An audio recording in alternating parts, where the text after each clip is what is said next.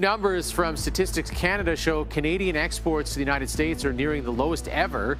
Every year, $3.9 billion in Canadian nickel streams into Detroit, silently fueling America's electric vehicle ambitions. But then August rolled in. With a single pen stroke, the White House occupant, once known for hawking steaks and gambling halls, decided he could outsmart a supply chain. Trump's 20% tariff on EVs didn't just target China. It slammed Canada, our long-standing trade ally, our border-sharing, hockey-loving neighbor. No carve-outs, no discussions, just a towering tax barrier that defies logic.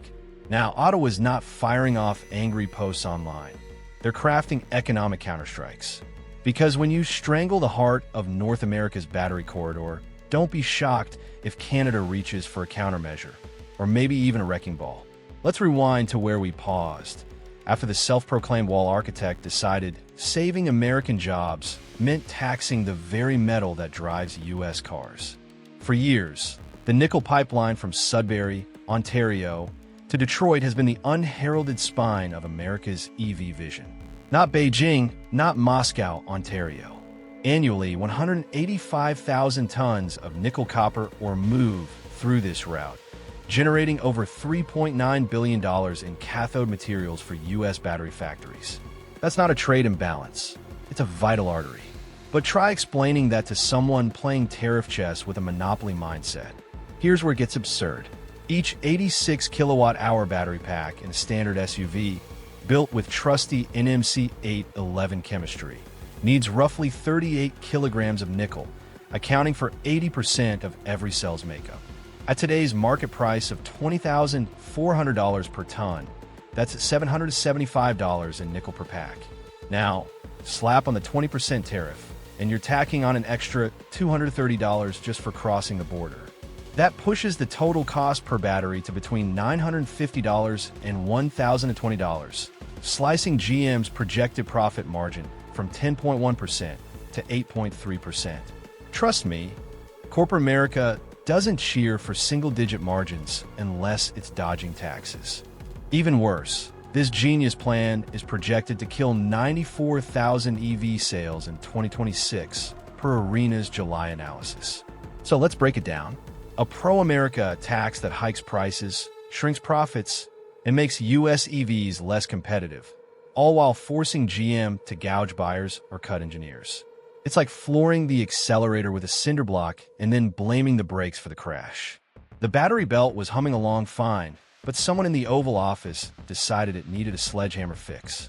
Picking up after Detroit's EV plans got pummeled by a tariff from a man who once claimed wind turbine spark cancer, we shift north, where Ottawa wasn't just observing. They were arming up. By late July, Canada didn't stage a media circus, they rolled out a strategy. For precise moves, quiet but biting, meant to pinch, not preach. First, a 15% export tax on raw nickel aimed at U.S. cathode producers who relied on duty-free Sudbury metal for years. So much for the neighborly handshake, right? Second, a carbon tracking system for exported cathode materials. In plain terms, only Ontario's low-carbon nickel, refined with hydropower and electrolysis, gets the NAFTA express lane. Dirtier sources? Hit the slow road or find a new market. Because if the White House wants America first, Canada's happy to play best price, cleanest footprint. Third, a $257 million investment fund for the Quebec-Ontario corridor to fast-track LFP battery development, cutting nickel use per cell and reducing reliance on any nation that mistakes tariffs for strategy. And the final gem, special tax breaks to lock in Stellantis LG's 20-gigawatt-hour cell plant in Windsor. Want jobs? Canada does too, and they're playing to win. Per the Canadian Expenditure Office's July 28th memo, these steps could shift over $1.8 billion in export value from U.S. buyers to South Korea and the EU by 2027. As for Mark Carney, he didn't fire off tweets or rants. Behind closed doors, his message was razor-sharp. Nickel and cobalt are Canada's crown jewels, and they're ready to play the tax card. Suddenly, the White House went silent because when you choke a supply line, it tends to push back with interest. Let's be clear, Ottawa didn't just retaliate. They pivoted, rerouted trade flows, and quietly started shipping nickel elsewhere. The numbers don't lie. In the first half of 2025, Canada's nickel sulfate exports surged 23%.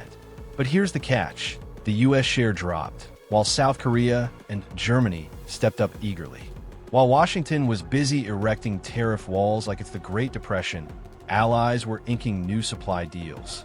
The cleanest nickel in the Western Hemisphere, once bound for Michigan, is now headed for Hamburg and Seoul. What's left for America's EV sector?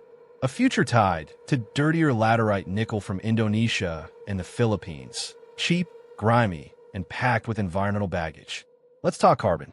Ontario's refined nickel emits just 4.2 tons of CO2 per ton, thanks to hydro and electrolysis. Compare that to Indonesia's nickel, which carries a 36-ton CO2 burden per ton, nearly 9 times worse. China's nickel? Still heavy at 18 tons per ton. Here's the sting. Starting in 2026, the EU's carbon border tax will hit at 115 euros per ton of CO2.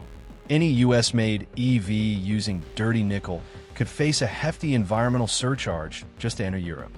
Sold as economic patriotism, this policy is turning into a diplomatic and ecological backfire. Push away your cleanest supplier, and you're left with a pile of taxes and vehicles that can't cross borders without a carbon apology.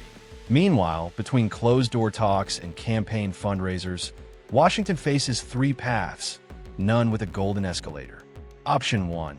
Grant Canada's nickel a tariff exemption, keeping the 20% duty for others while preserving the Ontario-Detroit battery lifeline and saving EV plants from bleeding cash. Option 2. Dig in, no exemptions, full tariffs, no retreat. Canada responds with its 15% export tax, tightens supply, and redirects contracts to Europe and South Korea, leaving Detroit with spreadsheets of dread and dwindling nickel. Option 3. Find a compromise. Lower the tariff to 20 to 25%, mend the US-Canada Critical Minerals Alliance, and hope the EU doesn't swing back with a carbon tax. It's not ideal, but it's less self-destructive. How's the market betting? As of July 31st, analysts peg a 60% chance on options 1 or 3, with a 40% risk of things spiraling. GM isn't waiting around. They've slashed their 2026 EV production forecast from 360,000 to 310,000 units, a $3.2 billion pivot nobody's joking about. Maybe that's what the 47th president calls deal-making. To the rest of us, it's like forcing your neighbor to walk, then wondering why your garage is empty. While trade officials shuffle memos in climate-controlled rooms, everyday Americans face showroom stickers and back away slowly. With the 20% tariff and rising nickel costs, the F-150 Lightning's price is projected to hit $72,500 by early 2026. That's not just steep, it's might as well buy a yacht steep. Meanwhile, the gas-powered F-150 XLT, the everyman's truck, still holds a 15 to 20% edge in total ownership cost over 8 years. In other words, the electric truck got taxed in a luxury status, while the fossil fuel version became the budget pick. These tariffs were meant to shield American workers, but they're mostly guarding gasoline's profit margins. The same voters promised affordable, eco-friendly cars are now priced out of the EV market altogether. This isn't policy, it's shooting your supply chain in the leg and handing the ammo to your rivals. While Biden's team aims for 50% EV sales by 2030, the reality feels more like 20% hope, 80% sticker shock. And the guy in the West Wing? Too busy waging tariff battles to see that America's middle class just got priced out of the green future they were sold. So, who are EVs for now?